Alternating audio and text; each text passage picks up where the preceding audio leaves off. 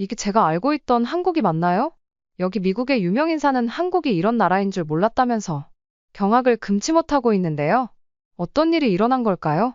안녕하십니까? 저는 알렉산더 밀이라고 합니다. 미국 국적의 국방 전문가로 활동하고 있으며 미 국방부 산하 싱크탱크들과도 긴밀하게 협력하면서 각국의 군사 전략, 방산 산업 그리고 미래전 양상에 대해 꾸준히 보고서를 작성하고 있는 사람입니다. 저 스스로를 평가하자면 고도로 분석적인 사고를 바탕으로 한 냉정한 현실주의자이며 솔직히 말하자면 약간의 오만함을 가진 사람일지도 모르겠습니다.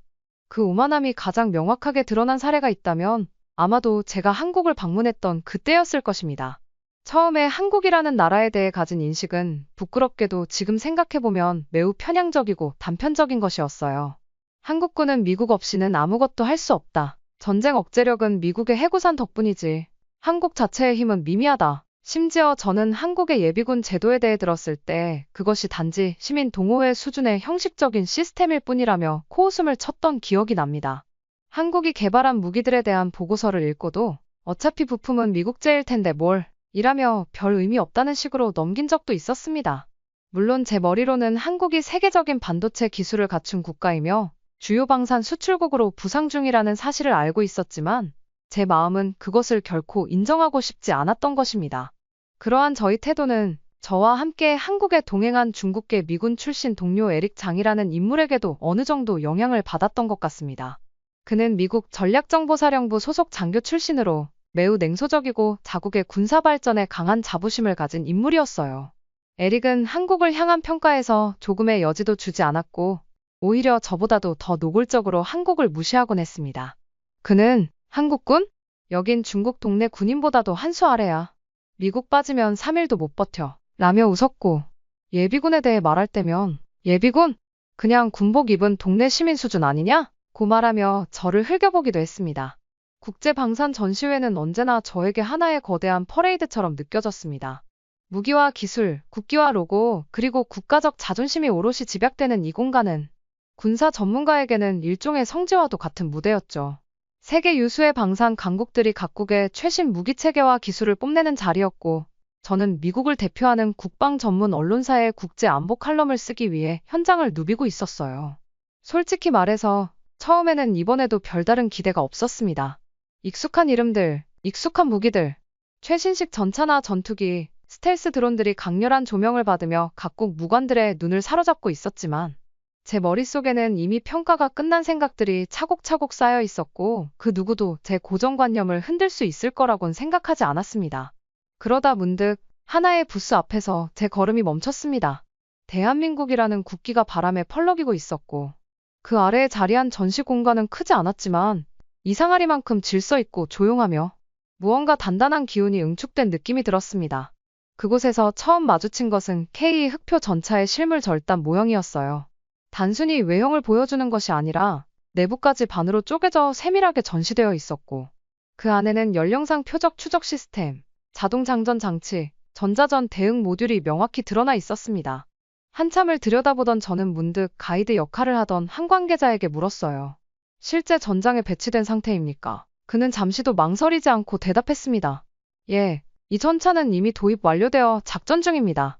일부는 수출도 확정됐고요. 당황스러웠습니다. 그동안 이 정도의 기술력은 유럽 몇몇 강국이나 미국 정도만이 보유한 것이라 생각해왔기에 한국제 전차라는 말만으로도 이미 무의식 중에 한 단계 낮게 평가했던 저희 태도가 순간적으로 무너졌습니다. 그리고 그 무너짐은 단지 시작에 불과했습니다. 그 다음 눈에 들어온 것은 천공 중거리 지대공 미사일 시스템이었어요.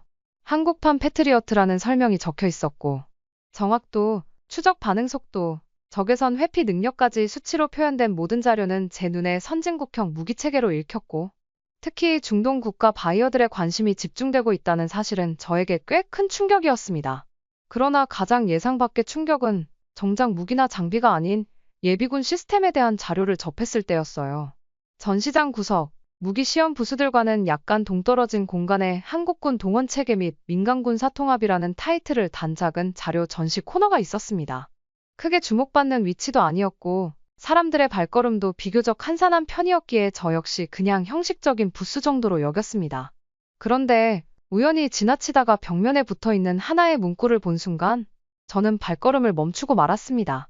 전시 72시간 이내 280만 명의 예비군을 작전 단위로 재편성 및 배치 가능? 그 수치는 제 뇌리에 정수리부터 번개처럼 박혔습니다. 단순히 병력 수가 아니라 전시 재편성 배치가 3일 내 가능하다는 말이었어요.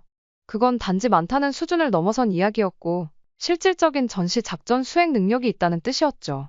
부스 담당자에게 조심스럽게 질문을 던졌습니다. 예비군이 280만 명이라고요?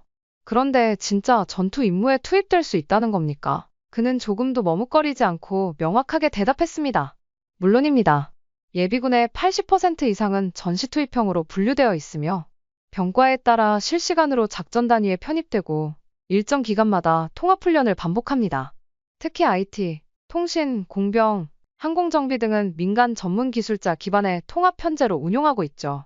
이 모든 시스템은 이미 실전에서 검증된 형태로 운영 중이며 10년 이상 단련되어 있다는 설명이 뒤따랐습니다. 에릭은 처음엔 어이없다는 듯 웃으며 예비군 자랑도 하나? 라며 고개를 저었지만 그는 이어진 설명을 들으면서 점차 표정이 굳어지기 시작했습니다.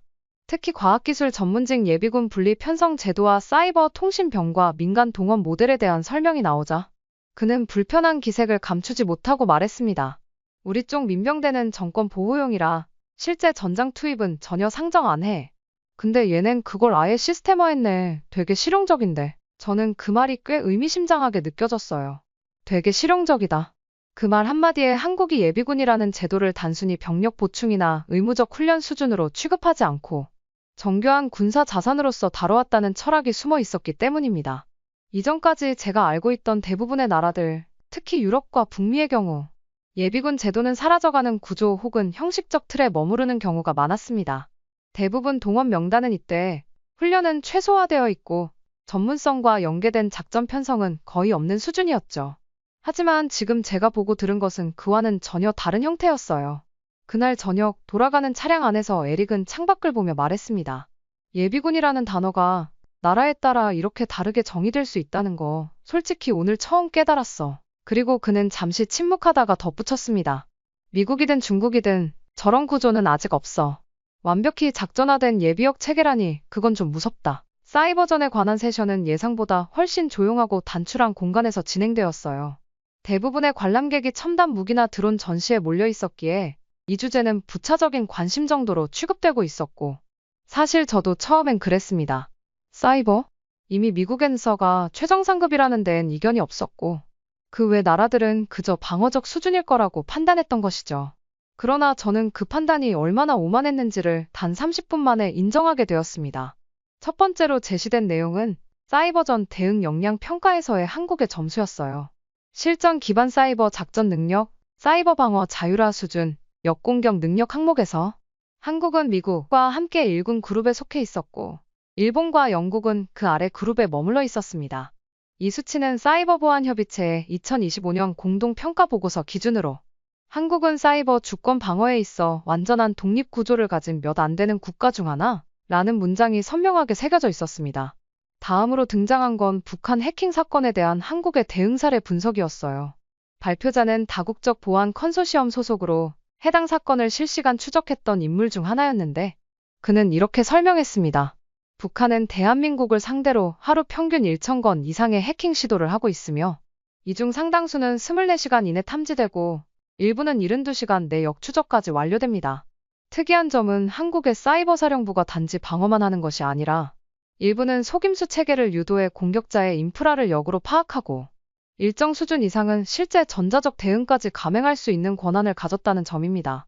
전자적 대응이라는 단어는 분명히 무게감이 있었습니다. NSA나 GCHQ조차도 외부 발표에서는 이 용어를 신중하게 다루는 편이니까요. 그런데 발표자는 이어서 이렇게 덧붙였습니다. 한국은 2010년에 이미 국방사이버사령부를 독립조직으로 출범시켰으며 작전권, 정보 수집권, 그리고 대응작전 실행권까지 보유한 매우 드문 국가입니다. 이 체계는 미국 정도를 제외하면 사실상 유일한 수준이라 봐야 합니다. 그 말을 듣는 순간 저는 과거 자신과 믿게 썼던 칼럼 한 문장이 떠올랐습니다. 아시아 국가 중 사이버전에서 실질적 전투력을 갖춘 국가는 없다. 그 문장이 지금 제 눈앞에서 스스로 붕괴되고 있는 기분이었어요.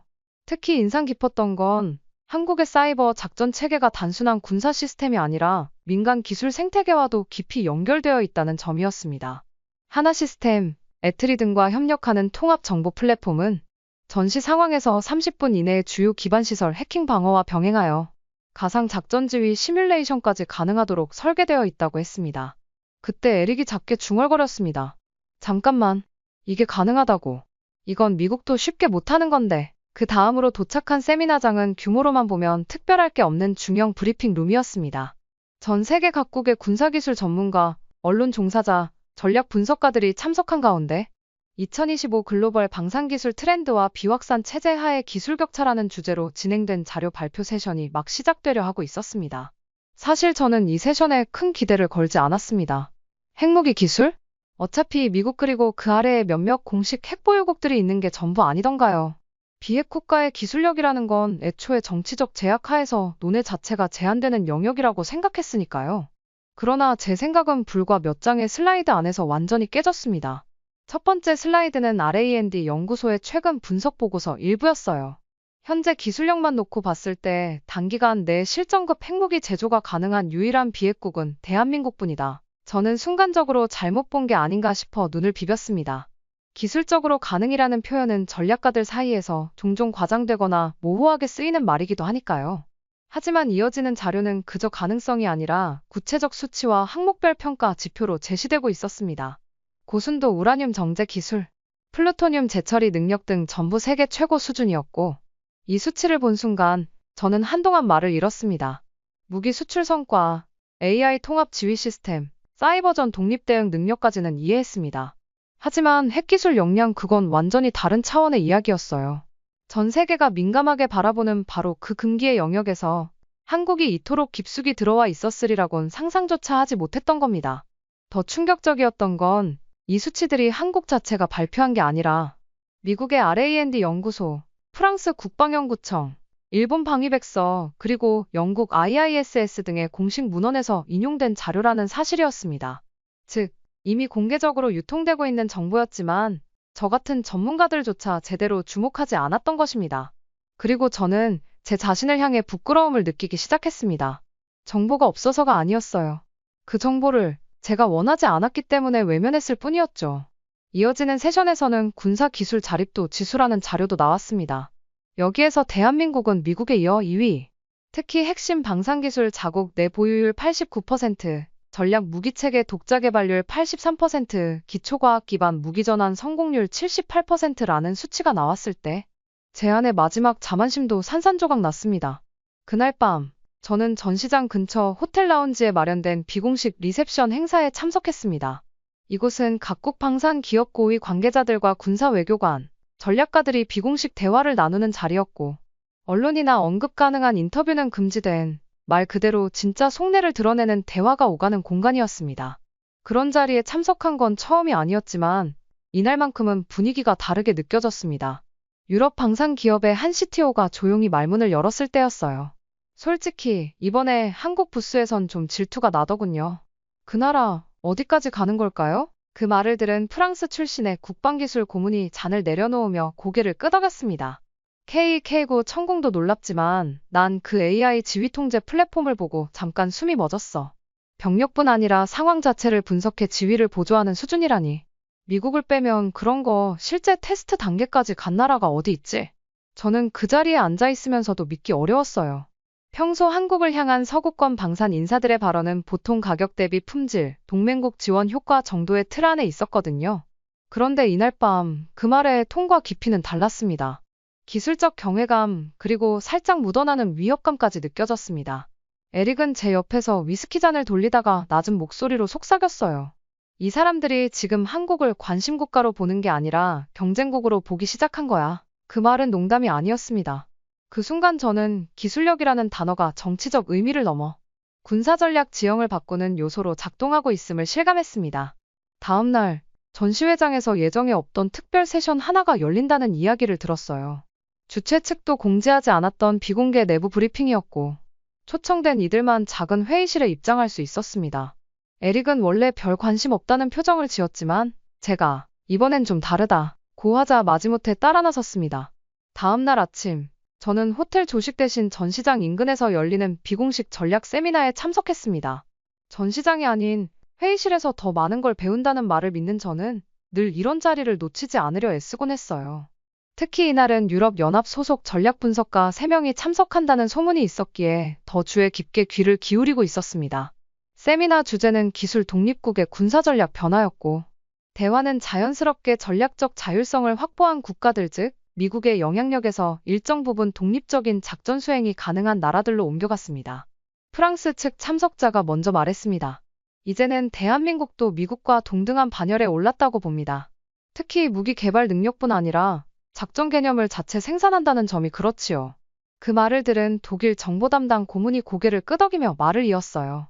우리는 여전히 F-35 프로그램 안에서 미국과의 기술 공유를 두고 씨름하는데, 한국은 스텔스 기체 개발뿐 아니라 그 소프트웨어 전장까지 독자화를 시도하고 있어요. 이번에 보인 AI 기반 통제 시스템은 솔직히 말해서 우리가 따라가기엔 시간이 필요합니다. 그 순간 저는 정지된 듯한 기분을 느꼈습니다. 미국과 유럽이 자국의 동맹국이자 고객국으로 여겼던 한국을 따라가야 할 대상으로 말하고 있었던 겁니다. 에릭은 이 자리에 없었습니다. 그는 전시회장 안쪽에서 개별 미팅이 있다고 했기에 저는 단독으로 이 대화에 집중했고 대화가 끝난 뒤 자료집을 몰래 뒤적였어요. 거기엔 다음과 같은 문장이 눈에 들어왔습니다. 기술 이전이 필요 없는 동맹국, 한국, 그리고 그 옆에는 작은 각주로 이렇게 적혀 있었습니다. 이미 운용 체계와 응용 기술의 수준이 자국 수준 이상. 점심 무렵 전시회장 내군 관계자 라운지에서 에릭과 다시 마주쳤습니다. 그의 표정은 어딘가 복잡해 보였어요. 폴란드 방산청장이 그러더라. For50. 전투기 성능만으로 판단하는 게 아니라 훈련부터 유지까지 한국 모델이 가장 믿을 수 있다고. 놀랍지 않아? 그는 웃으며 말했지만 분명 뭔가 뒤흔들리고 있다는 느낌이 들었습니다. 그가 그렇게 한국을 직접 언급하면서 놀랍다는 감탄을 내뱉는 건 드문 일이었으니까요. 이 일을 계기로 저는 단순히 한국의 기술력이 뛰어나다는 차원을 넘어 이 나라는 이제 절대 과소평가해서는 안 되는 존재라는 사실을 뼛속 깊이 인식하게 되었어요. 한국은 지금까지 단 한 번도 우리는 세계 최강이다라고 외친 적이 없었지만 그들이 만든 무기, 체계 그리고 그것을 뒷받침하는 과학기술과 작전 철학은 어느 하나도 우연으로 이루어진 것이 아니었습니다. 이제 저는 분명하게 말할 수 있습니다. 한국은 아시아의 지역 강국이 아닙니다. 그들은 이미 미국과 어깨를 나란히 할 수 있는 전 지구적 군사 전략 국가였습니다.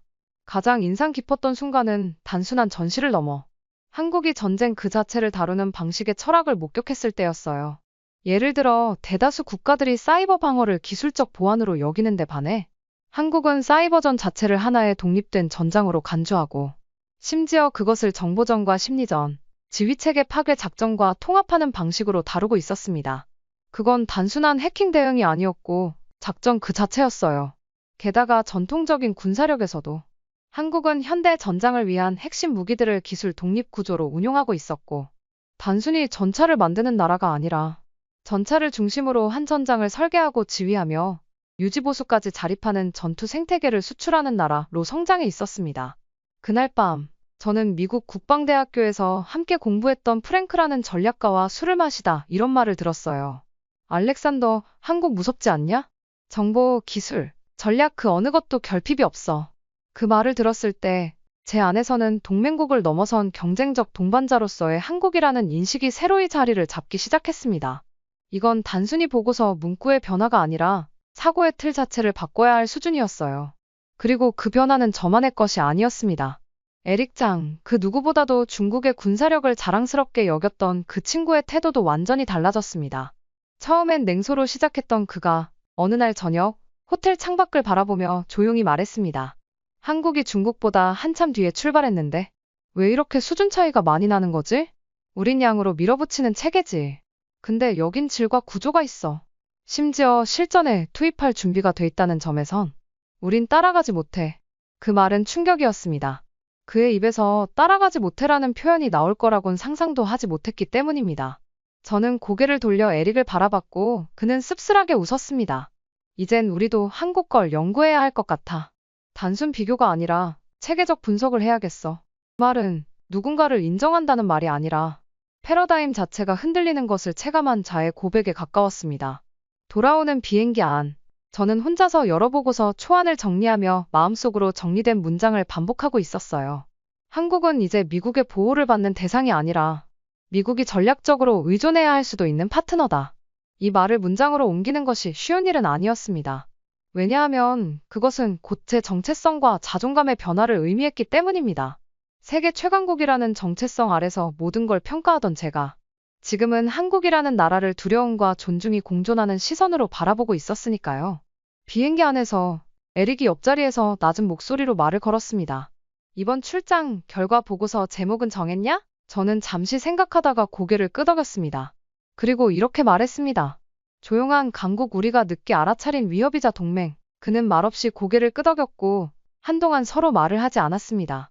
그 침묵 속엔 많은 것들이 담겨 있었어요. 패배감, 경외감, 그리고 미래에 대한 긴장감까지. 단지 군사력의 문제가 아니었습니다.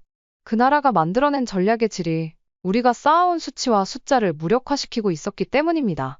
이제 미국에서 돌아가면 저는 그 어떤 분석보다 먼저 이 한 줄을 적을 것입니다. 한국은 결코 미국 아래에 있지 않았다. 그리고 두 번째 문장엔 이렇게 적겠죠.